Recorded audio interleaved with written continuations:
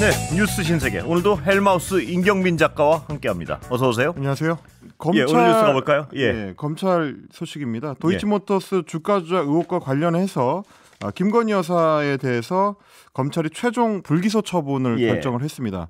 서울중앙지검에서 수사 중이었는데 반부패 수사 2부에서 도이치모터스 주가 조작 의혹 사건과 관련해서 자본시장법 위반, 그러니까 지금 이제 다른 공범들이 재판받고 있는 그 혐의입니다. 관련으로 고발됐었던 김건희 여사는 물론이고 그 모친인 최은순 씨에 대해서도 불기소 처분을 결정을 했다라는 겁니다. 수사 착수한 게 2020년이니까요. 4년 6개월 만에 결정이고요. 이제 길게 돌고 돌아서 결국 무혐의냐라는 얘기가 나올 수밖에 없을 것 같습니다. 일단 검찰의 설명을 좀 보면 자기들은 이제 레드팀 회의, 그러니까 뭐 일종의 이제 대응팀이죠. 지금 수사팀의 논리와 상반되는 논리를 주장하는 사람들을 따로 불러서 레드팀 회의까지 열어가지고 수사 결과를 최종 검토를 했다는 겁니다. 한 4시간 걸렸다는 건데, 문제는 이 레드팀 회의에 들어온 레드팀원들이 누구냐? 서울중앙지검의 1, 2, 3, 4차장 검사, 그리고 그 산하의 선임급 부장검사들, 그리고 수사팀 임원들, 이렇게 이제 참석을 했다는 겁니다. 통상적으로는 이제 검찰에서 레드팀을 운영을 한다고 했을 때는 이 이제 수사 내용에 대해서 좀 이의 제기를 할 수 있는 사람들, 그래서 수사 내용을 이제 바꿀 수 있거나 뭐 지적을 할 수 있는 사람들이 좀 들어와야 된다라는 게 이제 통상적입니다. 그래서 보통 이제 상급 기관에서 오거든요.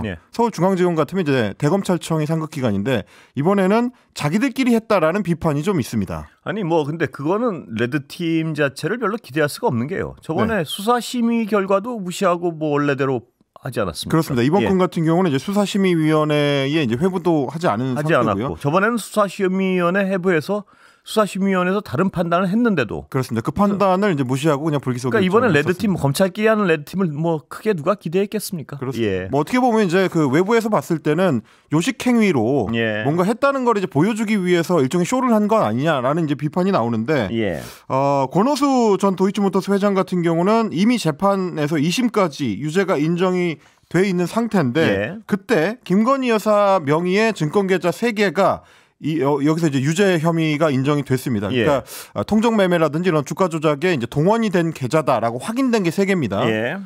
그리고 이제 그 중에서 2개는 권오수 전 회장한테 이제 계좌를 위탁해가지고 알아서 좀 거래를 해달라고 일임 계좌가 2개가 있고요.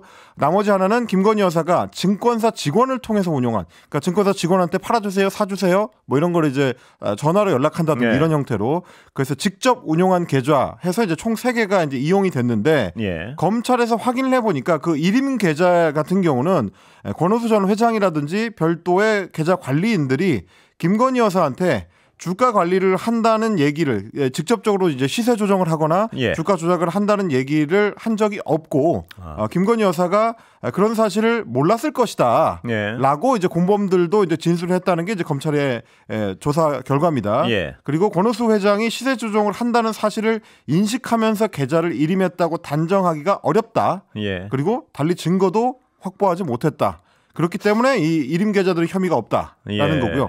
직접 운영한 계좌들 같은 경우는 김건희 여사가 증권사 직원한테 의견을 물어보고 상의를 해가지고 매매를 하는 모습이 확인이 됐고 통정 매매는 마지막 이틀 동안에 확인이 됐는데 이것도 역시 마찬가지로 권오수 회장으로부터 어떤 식으로든지 연락을 받고 증권사 직원을 통해서 주문했을 걸로 추정이 되긴 하는데 그 연락의 구체적인 내용이라든지 그 당시의 상황이라든지 김건희 여사의 인식을 확인할 수 있는 증거를 확보하지 못했다. 그래서 무혐의다. 근데 제가 한겨레 신문인가요? 기사를 보니까 그런 기사가 있더라고요. 김건희 여사가 저번에 조사받을 때 그 이른바 핸드폰 반납 후에 검찰이 조사를 할 때 김건희 여사가 대부분 기억이 나지 않는다고 진술을 했다. 그런데 검찰이 이런 녹취가 있습니다 하면 기억이 나지 않는데요. 제가 그런 말을 했나요? 뭐 이렇게 대답을 했다는 거예요.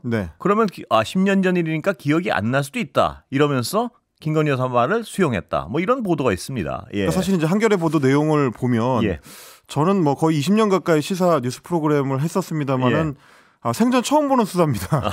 상대가 기억이 나지 않는다라고 하면 그러시군요 하고 그렇습니다. 넘어가는 검사가 있었을까? 아주 독특한 수사 기법으로 보입니다. 그렇습니다. 뭐 재벌 기업 회장들을 수사할 때나 혹은 이제 정치인들, 유력 정치인들 대선 후보급을 수사할 때도 그런 식의 검사들을 저는 이제 본 적이 없는데 녹취랑 다른 말을 하면요. 네.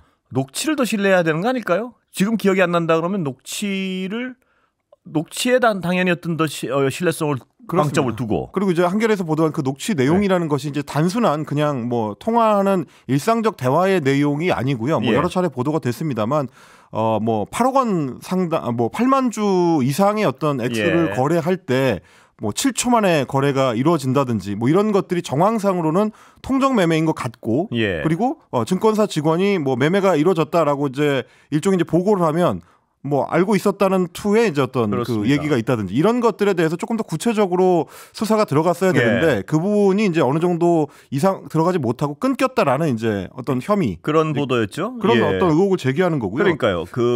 김건희 여사가 하여튼 잘 기억이 나지 않습니다. 10년 전이라 그러면 알겠습니다. 이거 이랬다는 건데 그렇습니다. 참 검찰 수사밖에 이렇게 쉬웠나 싶기도 하고요. 근데 사실은 검찰이 들어가지 않은 수사 외에 다른 수사 정황으로도 의혹이 많이 남는 것은 뭐 이미 이제 드러난 바가 있습니다. JTBC가 여러 차례 이제 보도를 했는데 한번 정리해 볼까요? 도이치모터스 주가 조작 사건의 이제 주포 김모 씨가 검찰의 수사를 피해서 도피를 하다가 2021년 10월에 공범한테 편지를 썼는데 그 편지 내용 중에 잡힌 사람들 우리 같은 사람들은 구속 기소가 될 텐데 그러니까 구속 기소가 될 텐데 달린다는 표현을 썼었죠. 내가 가장 우려하는 거는 이제 김건희만 빠지고 우리만 잡혀가는 상황이 올 수도 있고라고 이제 그 편지에 적혀 있습니다. 그거는 이제 전체적으로 다 공범인데 누구는 빠지고 누구는 잡혀간다. 여기에 대한 어떤 일종의 불만을 표시하는 내용으로 어떻게 보면 그리고 도피 중에 공범한테 보낸 거기 때문에 가장 진솔한 편지일 수 있는 그렇지 않겠습니까? 뭐 그 내용인 거고요. 그리고 2021년 10월에는 검찰에 체포된 그 김모 씨가 검찰 진술에서 소위 BP 패밀리를 언급을 합니다. 블랙펄 인베스트먼트의 약자 BP 패밀리를 이제 묶어가지고 권오수, 이종호, 김모 씨 그리고 김건희 여사 이모 씨까지 이런 사람들이 BP 패밀리다라고 증언한 내용도 있었습니다. 그러니까 이제 주요 주가 조작 공범들하고 한데 묶여 있는데 유독 김건희 여사만 왜 주가 조작의 어떤 공범으로 볼 수 없느냐라는 의문이 들 수 있는 대목이고 도이치모터스 주가 조작의 이제 주요 공범인 이종호 전 블랙펄 인베스트먼트 대표 같은 경우는 검찰 수사가 본격적으로 시작되던 2020년 9월쯤 그 일주일 사이에 김건희 여사하고 36차례에 걸쳐서 연락을 주고받았다라는 것도 이미 보도된 바가 있습니다. 원래는 주고받는 적이 없다고 또 얘기했었죠. 뭐 본인이 이제 언론 인터뷰 때는 그렇게 했는데 정작 검찰에서는 이미 주고받았었다라고 얘기했던 거고요. 본인이 모르는 번호로 전화가 걸려갖고 김건희 여사였다. 라는 이제 진술도 있고요. 그리고 그거를 이제 도이치모터스 권오수 회장이 미리 언지를 해줬다. 이런 얘기도 있었습니다. 그리고 또 한 가지 주가 조작 공범이었던 이제 민모 씨가 이분은 이종호 전 대표의 이제 그 처남이기도 한데 이 민모 씨라는 사람이 김 여사한테 매도 타이밍을 다시 알려주겠다라는 식으로 이제 소통하는 문자 메시지가 있었습니다. 물론 이 문자 메시지는 도이치모터스 주식을 얘기하는 건 아니었는데 그만큼 이 그룹들이 다 가까웠다. 그리고 이제 주가와 관련해 가지고 여러 정보를 주고받았다라는 정황을 보여주는 거라서 왜 이런 것들을 검찰에서는 증거로 채택하지 않았을까? 이런 의문이 좀 드는 대목이긴 합니다. 그런데요, 이만큼 어떤 여러 보도를 통해서요, 그동안 혐의를 의심할 만한 어떤 정황이 차고 넘치면은 정말 검찰이 잘 이해가 안 되는 부분은요. 법원의 판단은 받아봐야 되는 거 아닌가요? 이 불기소라는 건 스스로 혐의 없다고 생각하고 검찰은 원래 죄를 추궁하는 집단 아닙니까? 그렇습니다. 근데 스스로 이렇게 아까 여러 가지 보도를 정리해 주셨지만요. 이렇게 주범들과 가깝고 김건희 여사의 혐의를 이 정도로 의심할 만한 여러 가지 상황이 있는데 검찰은 왜 법원의 판단을 안 받으려고 그럴까요? 저는 그 부분이 더욱 이해가 안 가요. 그리고 또 이제 또 한 가지 좀 그 수사를 오래 검찰에서 했었던 분들의 이제 이야기를 좀 들어보니까 왜 추가 수사를 하지 않느냐라는 부분에 의문을 갖고 있는 전직 검사들도 많습니다. 당연하겠죠. 이 정도 사안이 자꾸 보도가 되면 추가 수사를 해야지 상식적인 거 아닌가요? 그렇습니다. 오늘 이제 뭐 김건희 여사에 대한 보도 자료의 내용을 보면 이제 피의자로 적시가 돼 있거든요. 피의자가 이런 여러 의혹들이 걸쳐져 있다면 검찰이 지금 보도자료에 쓴 것처럼 혐의를 입증할 증거가 없다라고 끝낼 게 아니고 그걸 확인해봐야 되는 것 아니냐. 왜냐하면 그동안 보도 나온 것만 해도 확인을 할 일들이 너무나 많은 것 같은데요. 그렇습니다. 그러니까 뭐 가장 중요한 맥락 중에 하나는 이제 김건희 여사의 휴대전화 같은 것들일 텐데 그 당시에 뭐 통화 내역 같은 것들은 이미 이제 확보가 돼 있다고 하니까 손모 씨처럼 뭐 주가 조작의 이제 방조범으로 2심에서 이제 유죄 판결을 받은 경우 그런 경우들하고 비교했을 때도 손모 씨에 대한 수사만큼 김건희 여사에 대한 수사가 면밀하게 진행이 됐느냐, 강도 높게 진행이 됐느냐라는 의문이 들 수밖에 없는데 오히려 검찰은 오늘 보도자료에서 김건희 여사가 손모 씨랑 얼마나 다른지에 상당히 좀 집중을 했습니다. 그러니까 그 보도자료도 저도 봤는데 흡사 검찰이 변호인단이 얘기하는 것 같은 얘기를 해요, 계속. 그렇습니다. 특히 이제 뭐 보도 참고 자료로 마지막에 이제 붙여놓은 도표 같은 경우는 통상적으로 뭐랄까 이제 검사들이 이제 공판장에서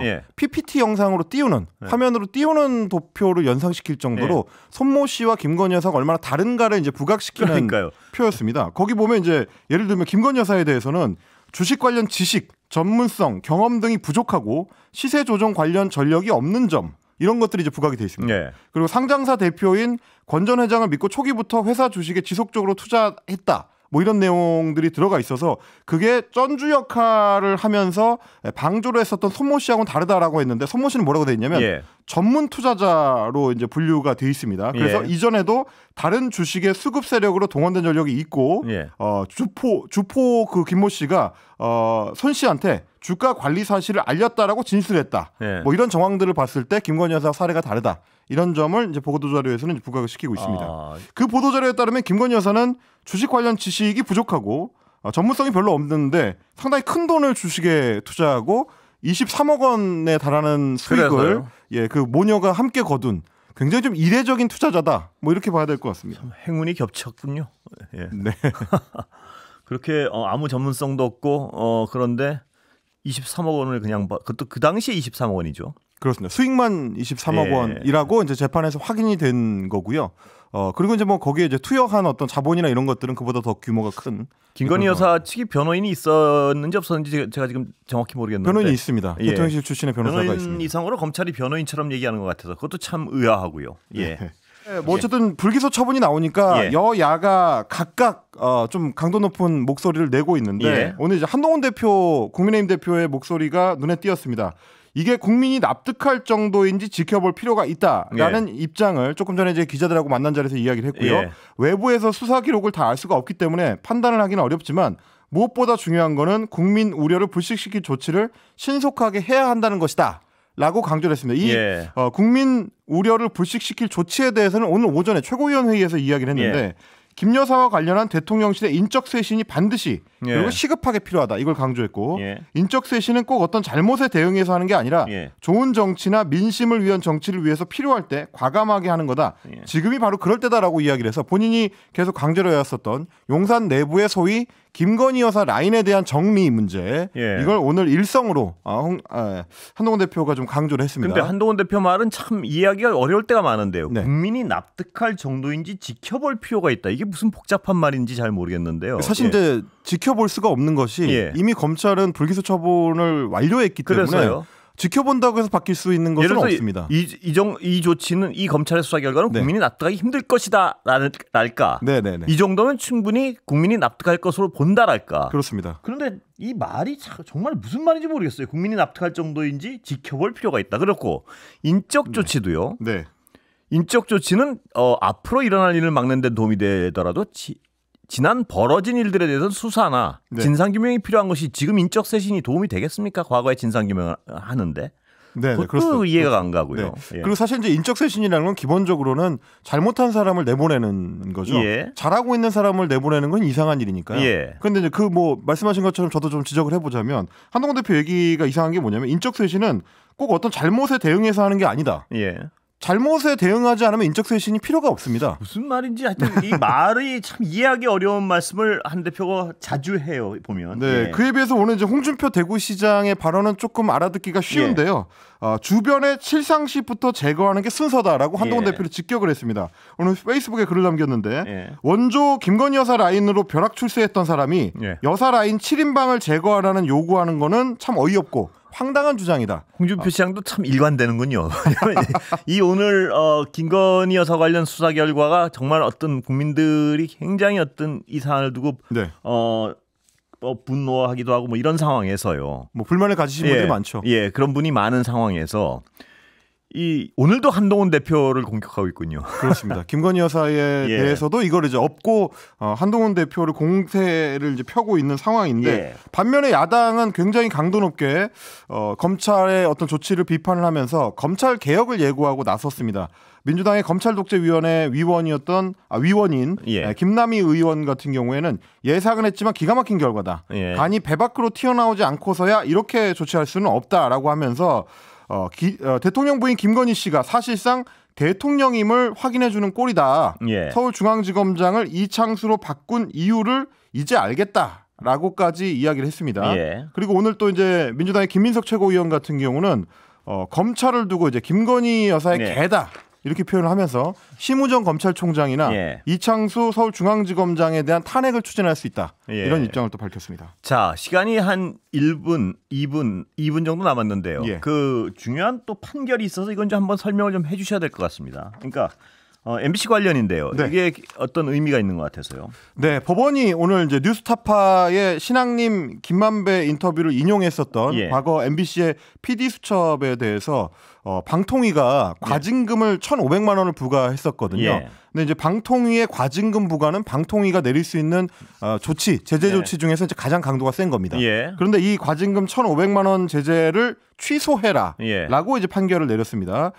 당시에 이제 뉴스타파 인터뷰를 인용 보도를 한 걸 두고 예. 방통위에서는 1,500만 원의 이제 과징금을 부과를 했었는데 이 과징금 처분이 취소된 거는 이제 예. 첫 번째 사례가 되겠습니다. 재판부에서 뭐라고 판시를 했냐면 방통위법 제13조 제2항 방송에 대한 제재 조치를 보면 중요한 사항에 관해서 적법하게 소집된 위원회의 회의에서 제적 과반수의 찬성으로 의결해야 된다라고 돼 있는데 이거는 이제 다수결의 전제 조건인 최소 3인 이상의 구성을 요구하는 것이다. 예. 이렇게 얘기했습니다. 지금 이제 방통위의 상임위원이 5명이기 때문에 이런 정도의 과감한 조치, 강도 높은 조치를 내리려면 최소한 3명 이상의 위원이 예. 참석을 해야 된다라는 얘기가 되겠습니다. 그런데 예. 그 당시에는 아시다시피 이제 방통위원장하고 방통위 부위원장만 둘이서만 계속 2인 의결이죠, 이른바. 그렇습니다. 예. 2인 의결 결정을 이어가던 상황이었기 때문에 예.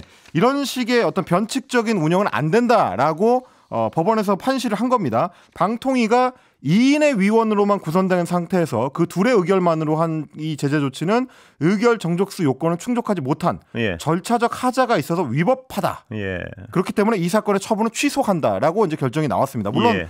아마도 이제 방통위가 상고를 하게 되면 상위 법원의 어떤 판단을 받아봐야 되겠습니다만은 1차적인 판단에 있어서 굉장히 좀 중요한 판결이라고 할 수 있겠고요. 예. 이 외에도 방통위나 혹은 방송통신심의위원회에서 내렸었던 수많은 제재 조치들이 지금 재판을 기다리고 있는 중인데 그 재판에도 상당히 영향을 미칠 수가 있고 또 한 가지 중요한 거는 이진숙 방통위원장의 처분입니다. 지금 이진숙 방통위원장은 국회에서 탄핵을 의결해서 헌법재판소에서 이제 탄핵 심판을 받고 있는 중인데 법원의 이런 판단이 헌재에서도 받아들여진다면 역시 마찬가지로 인용될 가능성이 높아지는 그런 의미 있는 판결이 되겠습니다. 여기까지 듣겠습니다.